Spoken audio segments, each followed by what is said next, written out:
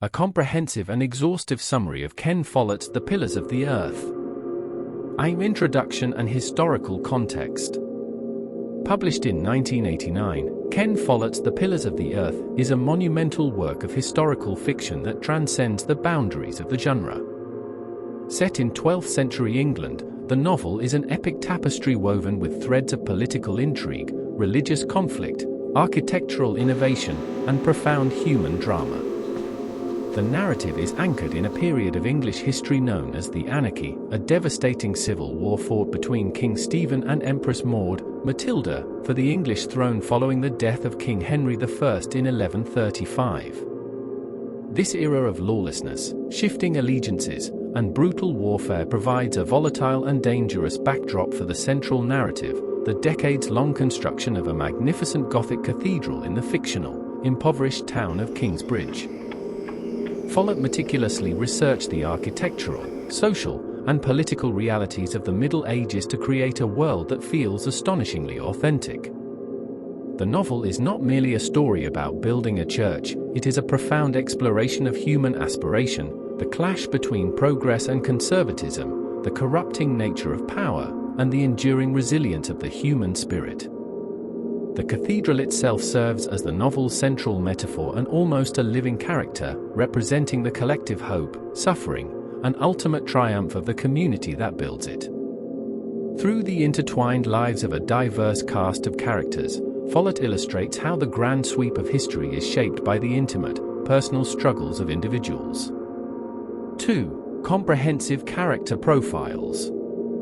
To fully grasp the narrative, one must understand the complex motivations and arcs of the primary characters, who represent various facets of medieval society. Prior Philip, the visionary and moral center of the novel. Orphaned at a young age and raised within the austere walls of the church, Philip is a man of deep, albeit sometimes tested, faith. He is appointed prior of the small, struggling priory at Kingsbridge. Unlike many of his contemporaries who view the church as a means to political power and wealth, Philip's primary ambition is the glory of God, which he believes can be best achieved by building a magnificent cathedral that will attract pilgrims, elevate the town, and inspire awe. He is pragmatic, politically astute, and fiercely protective of his community, often forced to navigate the treacherous waters of ecclesiastical politics and secular warfare to protect his dream. Tom Builder, the archetypal master mason. Tom is a practical, grounded, and deeply skilled craftsman who embodies the traditional Romanesque style of architecture. Haunted by the traumatic memory of his father's unjust execution, Tom spends the early part of the novel as a wandering builder, desperately seeking work to feed his family. His encounter with Philip at the ruined Kingsbridge Priory sets the foundation for the entire narrative. Tom represents the old guard of craftsmanship. While he is a master of his trade, he initially struggles to comprehend the revolutionary new architectural ideas that his stepson, Jack, will later introduce. Jack Jackson, the prodigy and the novel's true architectural visionary. Born in the forest to Ellen, a mysterious woman of the woods, and a stonemason who was hanged, Jack is raised on the fringes of society. He possesses an innate, almost magical understanding of stone, light, and proportion. Unlike the rigid, rule-bound Alfred, Jack is an artist and an innovator. His journey takes him to France, where he studies the revolutionary Gothic architecture of the Abbey of St. Denis. Jack represents the dawn of the Renaissance, the triumph of intellect and creativity over blind tradition. His deep, enduring, and often thwarted love for Aliena is a central emotional pillar of the story. Aliena, the fallen noblewoman and one of literature's most compelling female protagonists. At the beginning of the novel, she is the 15-year-old daughter of Bartholomew, the Earl of Shiring. When her father is unjustly arrested for treason, Aliena and her younger brother, Richard, are stripped of their titles, wealth, and home, cast out into a harsh and unforgiving world. Aliena's journey is one of extraordinary resilience. She evolves from a traumatized, vulnerable girl into a fiercely independent, shrewd, and highly successful wool merchant. Her dramatic rape by William Hamleigh is a pivotal, devastating event that hardens her resolve and fuels her lifelong quest for justice and independence. Ultimately, she reclaims her birthright, becoming the Countess of Shiring. William Hamleigh, the primary secular antagonist. William is the spoiled, cruel, and deeply insecure son of Percy and Regan Hamleigh. Driven by base desires, a lust for power, and an obsessive, twisted fixation on Aliena, William serves as a constant source of danger and misery for the protagonists. He is brutal, impulsive, and often incompetent, yet his noble birth and the political protection of his allies make him a formidable threat. His relentless, vindictive campaigns to destroy Kingsbridge and its people drive much of the novel's external conflict. Walaran Bigod, the primary ecclesiastical antagonist and Bishop of Kingsbridge. Walaran is the embodiment of the corrupt, politicized medieval church. Cunning, ambitious, and utterly devoid of genuine spiritual conviction, he views religion solely as a tool for personal enrichment and political maneuvering. He orchestrates the downfall of Earl Bartholomew and consistently aligns himself with whatever faction promises him the most power, frequently clashing with Prior Philip's moral integrity and visionary goals. Ellen, the Woman of the Woods. Mysterious, wise, and deeply connected to nature and the old, pre-Christian ways of the forest, Ellen is Jack's mother. She serves as a guiding, almost mystical force in the narrative. Her knowledge of herbs, human nature, and the hidden truths of the world provides crucial aid to the protagonists at key moments. She represents the enduring, untamable spirit of nature and the marginalized voices of medieval society. Richard, Aliena's younger brother. He begins the story as a frightened, traumatized boy who witnesses his father's arrest. Under the guidance of various mentors, including Richard the Mason and later seasoned knights, he grows into a valiant, honorable, and highly skilled knight. His quest to reclaim his family's honor and his unwavering loyalty to his sister are central to the plot. He eventually fights for Empress Maud and is ultimately recognized as the rightful Earl of Shiring. Alfred, Tom Builder's eldest son. Alfred represents the stagnation and jealousy inherent in rigid traditionalism. Though a competent mason, he lacks Jack's genius and artistic vision. His deep-seated insecurity and envy of Jack's natural talent and his relationship with Aliena drive much of the interpersonal conflict among the builders, making him a persistent, petty antagonist within the microcosm of the construction site. Empress Maud and King Stephen, the historical figures whose civil war forms the backdrop of the novel. Stephen is portrayed as a weak, indecisive ruler whose usurpation of the throne plunges the realm into chaos. Maud is depicted as proud, determined, and rightful, though her own arrogance sometimes hinders her cause. Their conflict directly impacts the lives of every character in Kingsbridge. 3. Detailed plot summary, part by part. Prologue and Part 1, The Seeds of Destiny, 1135 to 1136. The novel opens in 1123 with a chilling prologue. An innocent man, a skilled mason, is hanged for a crime he did not commit, while his young son, Tom, watches in horror. This dramatic event casts a long shadow over Tom's life. Fast forward to the winter of 1135.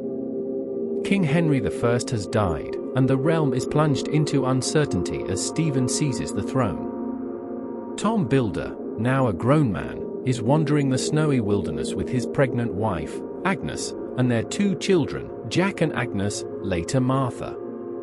Desperate and starving, Agnes goes into labor in the freezing forest and dies shortly after giving birth to a son, whom Tom names Jonathan. Left alone with 3 young children, Tom stumbles upon the small, dilapidated priory of Kingsbridge. There, he meets the newly appointed Prior Philip. Recognizing Tom's skill, Philip offers him work, setting the foundation for the Cathedral project. Meanwhile, in the nearby city of Shiring, Earl Bartholomew, a loyal supporter of the rightful heir, Empress Maud, defies King Stephen. Bartholomew's defiance is ruthlessly crushed by Walleran Bigod and the Hamleigh family. Bartholomew is arrested and imprisoned for treason. His 15-year-old daughter, Aliena, and 9-year-old son, Richard, are stripped of their inheritance and cast out. They find refuge in Kingsbridge, where Aliena's noble bearing catches the eye of the cruel William Hamleigh, who immediately develops a dark, obsessive fixation on her. Part 2, The Vision and the Fire, 1136 to 1138. Philip officially becomes Prior of Kingsbridge. He is a man of grand vision, determined to transform the impoverished priory into a center of pilgrimage and wealth by building a magnificent new cathedral. He hires Tom Builder as the master mason. The initial construction is slow and fraught with difficulties, hindered by a lack of funds and the limitations of traditional Romanesque design. During this time, Aliena and Richard struggle to survive in Kingsbridge. Aliena, refusing to be a victim, demonstrates remarkable entrepreneurial spirit. She begins trading wool, slowly building a small fortune and establishing herself as a respected, independent merchant, much to the frustration of William Hamleigh, who repeatedly tries to intimidate and control her. In 1138, disaster strikes. A catastrophic fire, accidentally started by a drunken carpenter but maliciously blamed on the young, rebellious Jack, destroys the wooden church and halts construction. The town is devastated. However, this tragedy becomes a catalyst for change. Jack, who has a natural, intuitive understanding of architecture, presents Philip with a radical new design. Though Philip is initially hesitant, he recognizes the genius in Jack's vision. Tom Builder, though proud, acknowledges the superiority of Jack's ideas, marking the beginning of a shift from the old ways to the new. Part 3, The Anarchy Deepens and Exile, 1138 to 1142. As the civil war intensifies, the political machinations of Walleran Bigod become more brazen. He manipulates the legal and ecclesiastical systems to consolidate his power, frequently targeting Philip and the Kingsbridge Priory. William Hamleigh, backed by Walleran, escalates his campaign of terror against Aliena. In one of the novel's most harrowing scenes, William ambushes and rapes Aliena in the forest. This brutal act leaves deep psychological scars but ultimately forges Aliena's iron will. She refuses to be broken, channeling her trauma into a fierce determination to protect her brother and destroy William. Meanwhile, Jack, facing false accusations and hostility from Alfred and the town elders, is forced to flee Kingsbridge. He travels to France, a journey that proves to be the turning point of his life. In France, particularly at the Abbey of Saint Denis under the visionary Abbot Suger, Jack is exposed to the revolutionary Gothic architectural style. He learns the principles of the pointed arch, the ribbed vault, and the flying buttress, innovations that allow buildings to reach unprecedented heights and be filled with divine light. Jack transforms from a talented but untrained youth into a master architect. Back in England, Richard comes of age. Driven by a desire to reclaim his family's honor, he trains as a squire and eventually becomes a knight, fighting valiantly for Empress Maud's forces. His martial prowess and noble character stand in stark contrast to the cowardly and brutal William Hamleigh.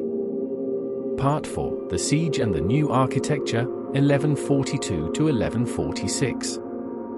Jack returns to Kingsbridge, a changed man. He brings with him the revolutionary Gothic designs he learned in France. His return sparks immediate conflict with Alfred, who represents the entrenched, conservative Guild of Masons.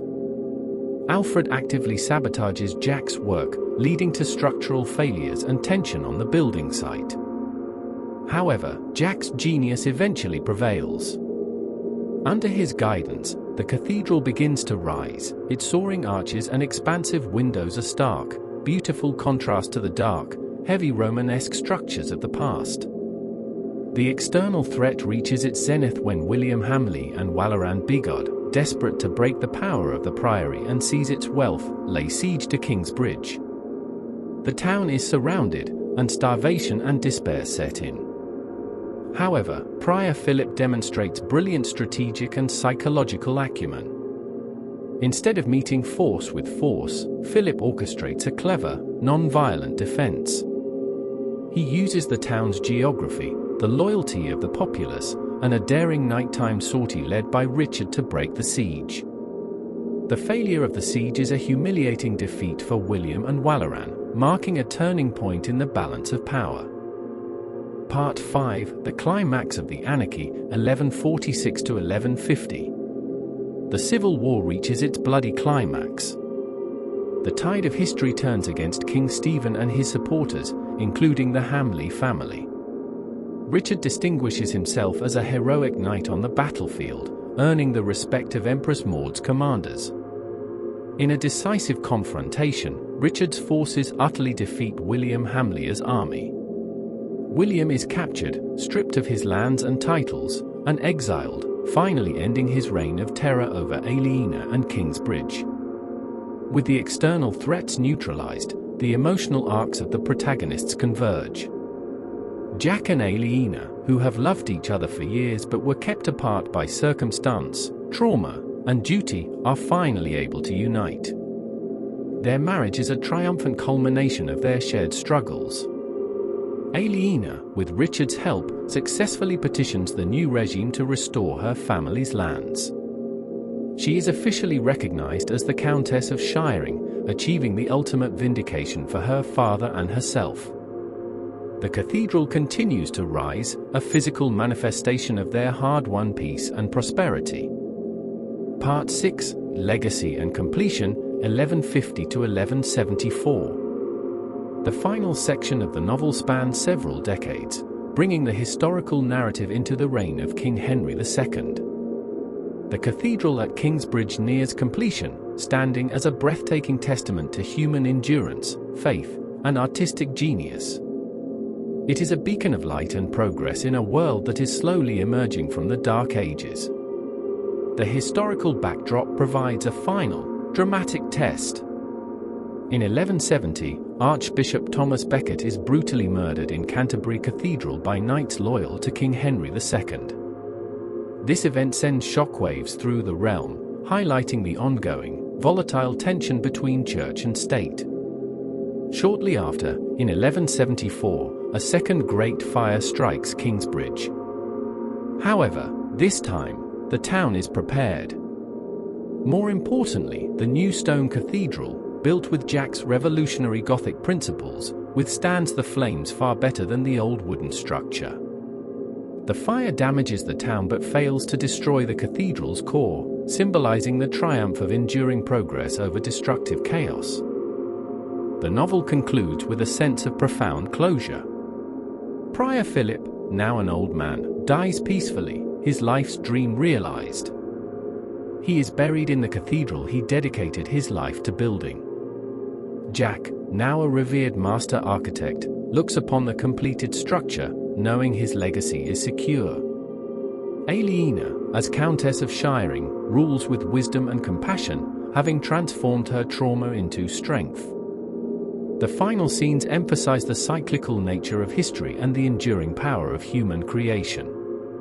The pillars of the earth stand firm, a silent, majestic witness to the struggles and triumphs of those who built them. For thematic analysis and symbolism. The cathedral as a metaphor, the construction of the cathedral is the central metaphor of the novel. It represents human aspiration, the desire to reach toward the divine, and the struggle to create something beautiful and enduring in a chaotic, violent world. The transition from the dark, heavy, earthbound Romanesque style to the light, soaring, skyward-reaching Gothic style mirrors the broader historical transition from the Dark Ages to the Renaissance, from ignorance to enlightenment, and from oppression to freedom. Light versus darkness, this dichotomy is woven throughout the narrative. Light represents knowledge, truth, progress, and divine grace are embodied by Jack's stained glass and soaring arches, Philip's vision, and Aliena's resilience. Darkness represents ignorance, superstition, corruption, and brutality embodied by Walaran's political machinations, William's cruelty, and the heavy, windowless walls of the old architecture. The role of women in a deeply patriarchal society, Follett gives remarkable agency and depth to his female characters. Aliena's journey from a dispossessed noblewoman to a powerful, independent merchant and countess is a powerful feminist narrative. She navigates a world designed to suppress her, using her intelligence and willpower to carve out her own destiny. Ellen, too, represents a different kind of female power, an intuitive, earthy, and marginalized wisdom that exists outside the rigid structures of medieval society. Religion vs. institutional corruption. The novel draws a sharp distinction between genuine spiritual faith and the corrupt, politicized institution of the medieval church. Prior Philip represents the former. His faith is expressed through creation, community service, and moral integrity. Walaran Bigard represents the latter. He uses the trappings of religion as a mask for greed, ambition, and cruelty. Follett suggests that true holiness is found in acts of creation and compassion, not in the accumulation of ecclesiastical power. Progress versus stagnation. The rivalry between Jack and Alfred is a microcosm of this theme. Jack embraces innovation, learning from other cultures, France, and pushing the boundaries of what is possible. Alfred clings to tradition, guild rules, and jealousy, actively trying to suppress progress to protect his own mediocre status. The novel firmly champions progress, innovation, and the free exchange of ideas as the engines of human advancement. Conclusion and enduring legacy. The Pillars of the Earth is a masterpiece of historical fiction that succeeds on multiple levels. It is a gripping, page-turning thriller filled with suspense, romance, and betrayal. It is a meticulously researched historical document that brings the 12th century to vivid, sensory life, detailing everything from the intricacies of stone masonry and wool trading to the brutal realities of medieval warfare and justice. Most importantly, it is a profound philosophical meditation on the nature of human ambition and the enduring power of art and community. Ken Follett's achievement lies in his ability to make the technical details of cathedral construction deeply emotional and dramatic. The reader cares about the placement of a keystone or the design of a vault because it is inextricably linked to the hopes, dreams, and survival of the characters we have come to love. The novel's massive success spawned a sequel, World Without End, and a prequel, A Column of Fire, as well as a highly acclaimed television miniseries, cementing its status as a modern classic. Ultimately, The Pillars of the Earth leaves the reader with a powerful, uplifting message. Despite the cruelty, chaos, and darkness of the world, human beings possess an innate, unstoppable drive to build, to create, and to reach for the light. The cathedral stands as a permanent testament to the idea that, through perseverance, vision, and collective effort, humanity can create things of enduring beauty that outlast the fleeting struggles of any single generation. The pillars hold firm, supporting not just the stone roof, but the very weight of human history and aspiration.